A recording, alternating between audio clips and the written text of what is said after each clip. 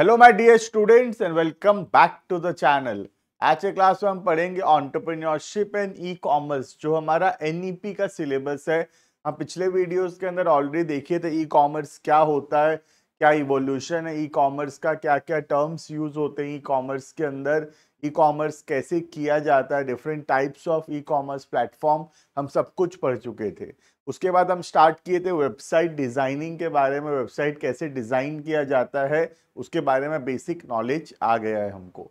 आज के क्लास में हम पढ़ेंगे कैसे एक डोमेन को हम सिलेक्ट करते हैं, कैसे डोमेन रजिस्टर करते हैं, डोमेन क्या होता है, कैसे पेमेंट गेटवे काम करता है। कोई भी ऑनलाइन ट्रांजैक्शंस जब हम करते हैं तो जो पेमेंट गेटवे होता है, ऑनलाइन जो पैसा हम रिसीव करते हैं, वो कैसे वर्क करता है, राइट। तो बहुत ही इंटरेस्टिंग टॉपिक होने वाला है। स्टार्ट करते हैं वीडियो को। अगर चैनल में नए हो तो चैनल को सब्सक्राइब कर लेना, लाइक शेयर कर लेना, राइट। प्लस डिस्क्रिप्शन जरूर से चेक कर लेना, वहाँ पे कंप्लीट डिस्क्रिप्शन के अंदर कंप्लीट लिंक दिया हुआ है हमारे व्हाट्सएप ग्रुप्स का, टेलीग्राम चैनल का, ऐप का, उसको डाउनलोड कर लेना।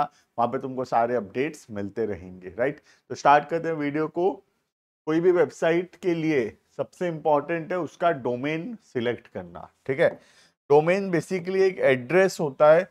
जैसे हम सबका एक एड्रेस है और उस एड्रेस से हमको खोजा जाता है, राइट। आज हमारे पास कोई सामान डिलीवर करना है तो मेरा एक एड्रेस है, वो एड्रेस मैं दूंगा तो मेरा सामान उस एड्रेस पे डिलीवर होगा। इसका मतलब मुझे खोजने के लिए, मुझे जानने के लिए, मुझे कोई सामान देने के लिए मेरा एड्रेस जानना जरूरी है। सिमिलरली कोई भी वेबसाइट का जो एड्रेस होता है, वेबसाइट को कैसे खोजा जाता है, बाय इट्स डोमेन, राइट। तो जैसे हमारा एक रजिस्टर्ड एड्रेस होता है, वैसे वेबसाइट का भी एक एड्रेस होता है, उस एड्रेस को बोलते हैं डोमेन नेम। क्लियर है ये? देखना, every computer connected to internet provided with a unique address called as IP address। पता होगा हर एक कंप्यूटर का, हर एक लैपटॉप का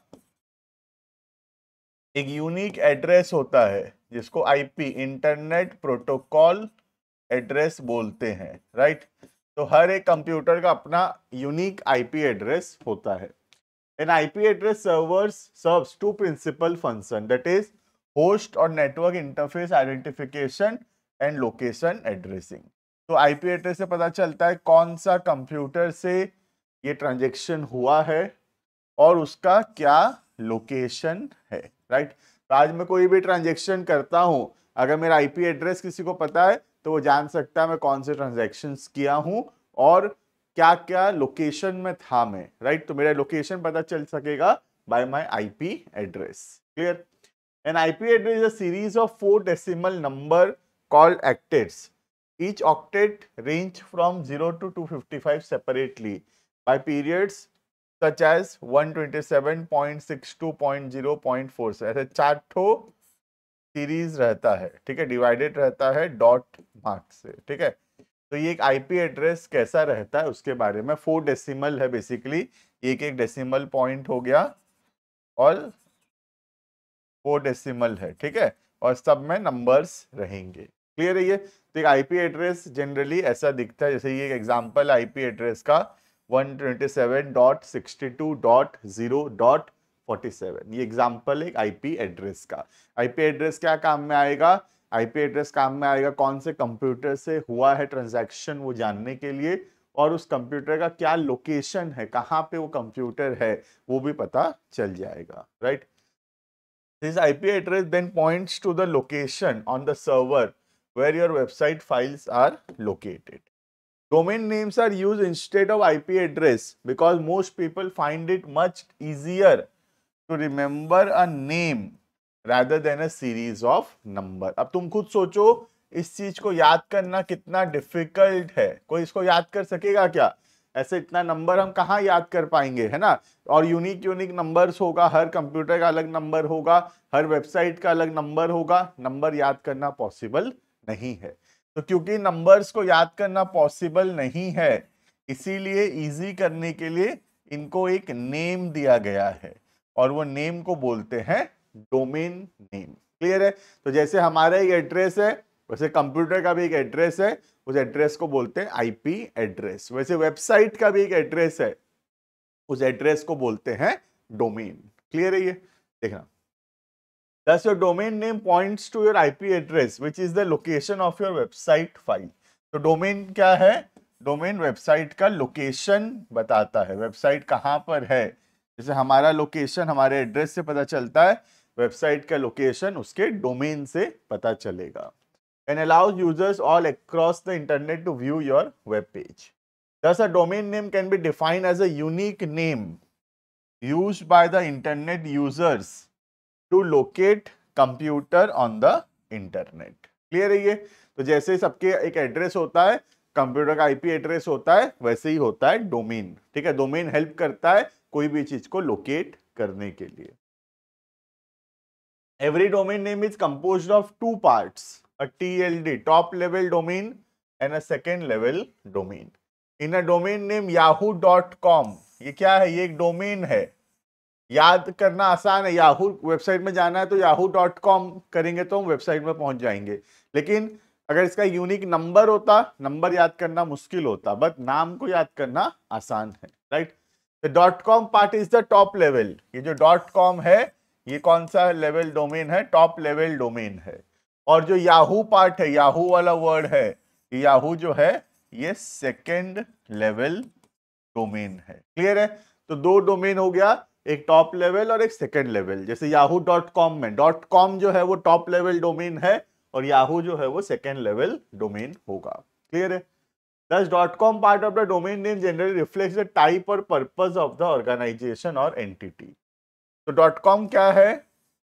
.com बताता है कौन से टाइप का या कौन से पर्पस का ऑर्गेनाइजेशन है। जैसे .com के अलावा और भी बहुत होता है, जैसे .gov, .edu, .org, .mil, .com, .net। तो ये different types of top level domains होता है। जैसे गवर्नमेंट का वेबसाइट है तो .gov रहता है ना।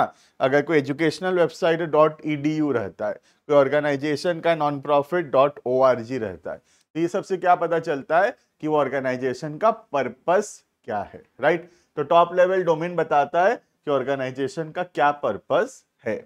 और जो सेकेंड लेवल डोमेन है, जैसे यहाँ पे याहू है, सेकेंड लेवल डोमेन बताता है उस ऑर्गेनाइजेशन का नाम, उस ऑर्गेनाइजेशन का आइडेंटिटी।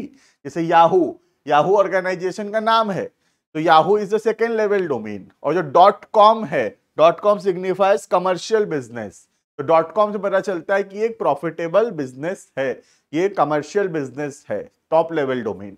और जो याहू है वो सेकेंड लेवल डोमेन है। याहू उस ऑर्गेनाइजेशन का आइडेंटिटी है, उसका नाम है, उसका पहचान है, राइट।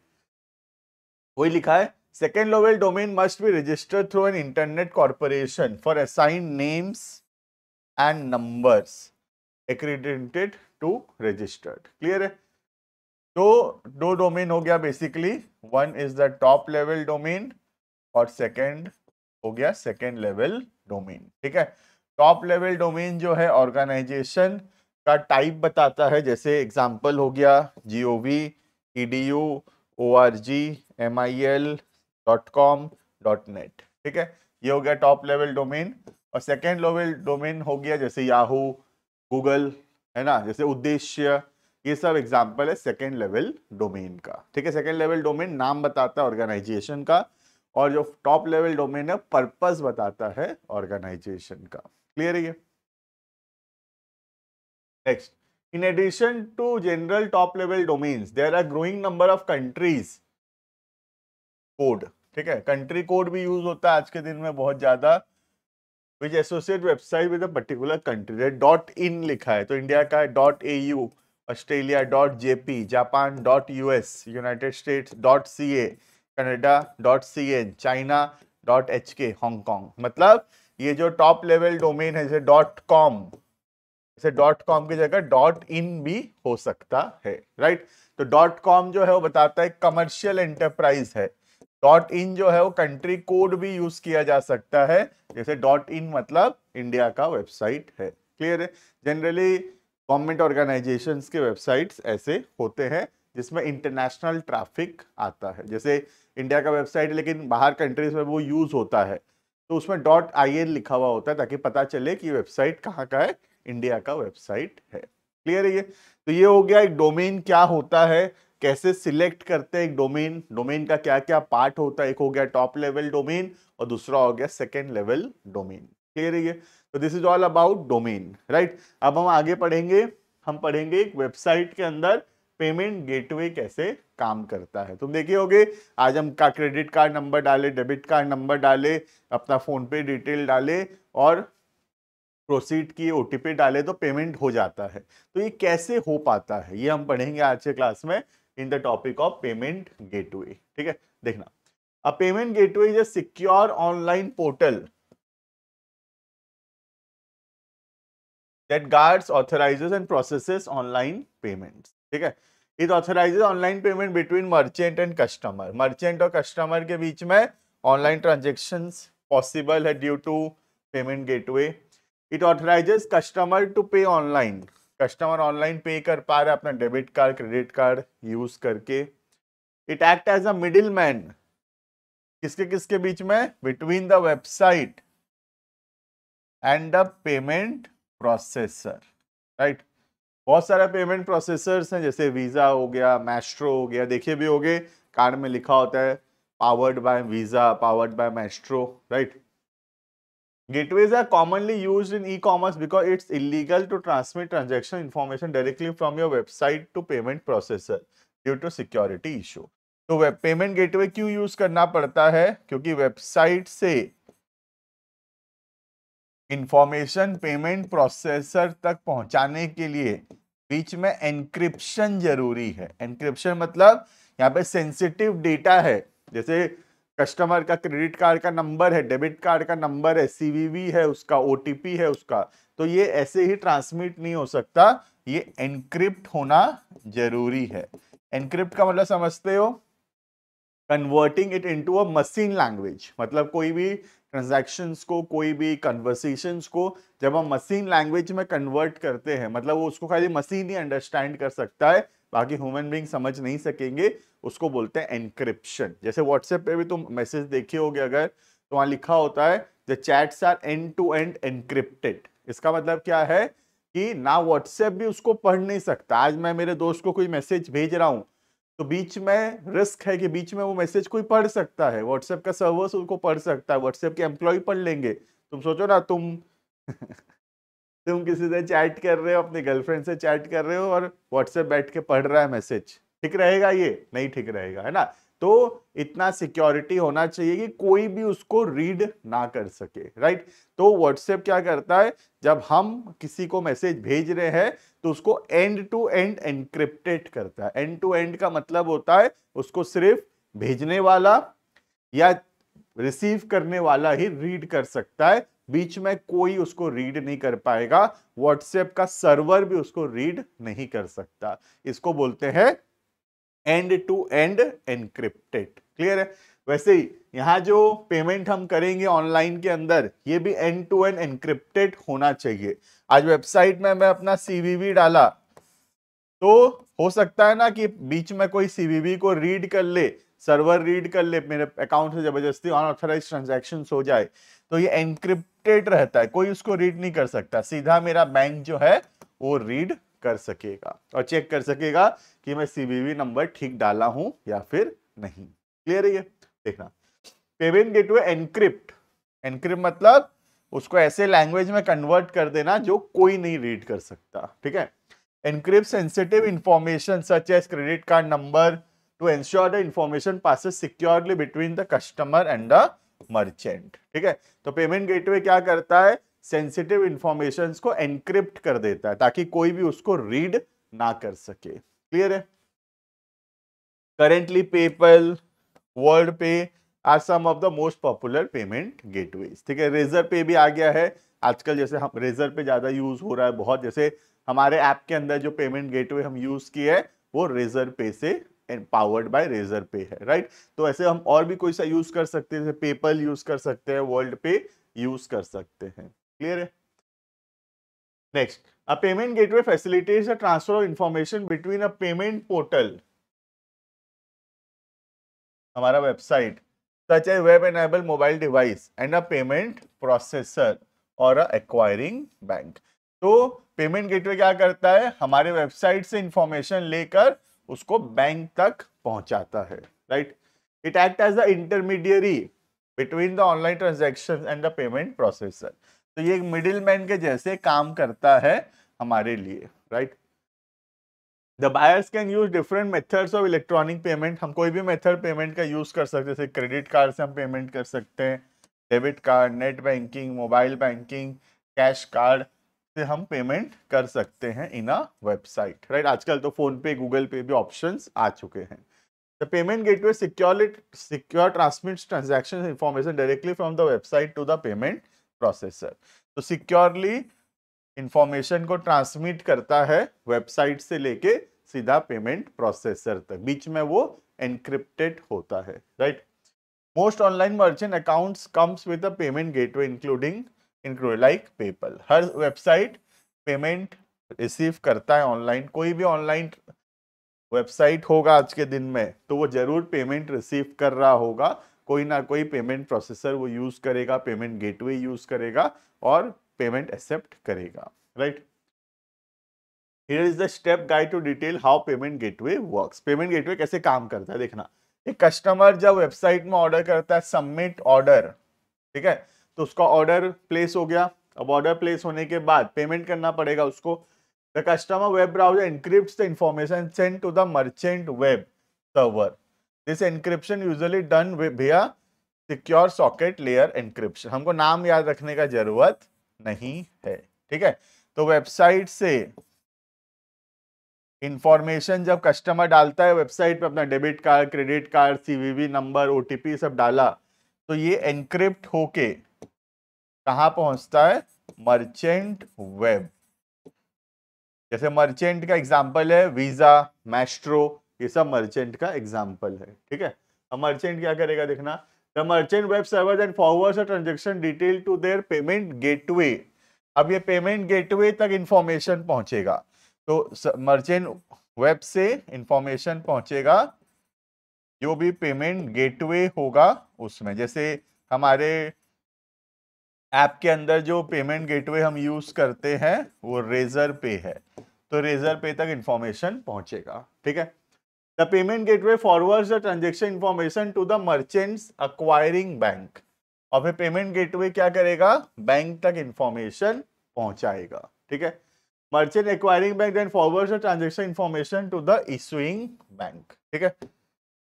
तो पेमेंट गेटवे हमारे बैंक तक इंफॉर्मेशन पहुंचाएगा। किसके बैंक तक?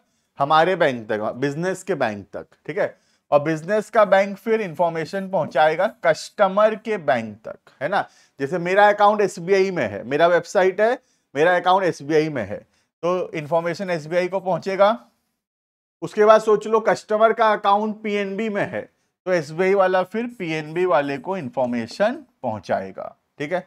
अब पीएनबी वाला चेक करेगा कस्टमर के अकाउंट में उतना पैसा है कि नहीं, कस्टमर सही इंफॉर्मेशन डाला है कि नहीं, debit card, credit card, CVV number, OTP, amount सब ठीक डाला गया है या फिर नहीं, ये पीएनबी बैंक चेक करेगा। पीएनबी क्या है? कस्टमर का बैंक है ना। एसबीआई क्या है? एसबीआई हमारा बिजनेस का बैंक है। क्लियर है ये? Then the card issuing bank sends a response back to the payment gateway. The response includes information that whether the payment has been approved or declined. तो फिर PNB bank सब कुछ check करेगा और सब कुछ ठीक रहा तो पेमेंट गेटवे को इंफॉर्मेशन पहुंचाएगा कि yes the payment is approved, या फिर अगर कुछ गलत डाले होगे या पैसा नहीं होगा तुम्हारे अकाउंट में तो पेमेंट क्या हो जाएगा? डिक्लाइन हो जाएगा, right. The response is then forwarded by the payment gateway to the merchant server. और फिर पेमेंट गेटवे क्या करेगा? वो इंफॉर्मेशन किसको पहुंचाएगा?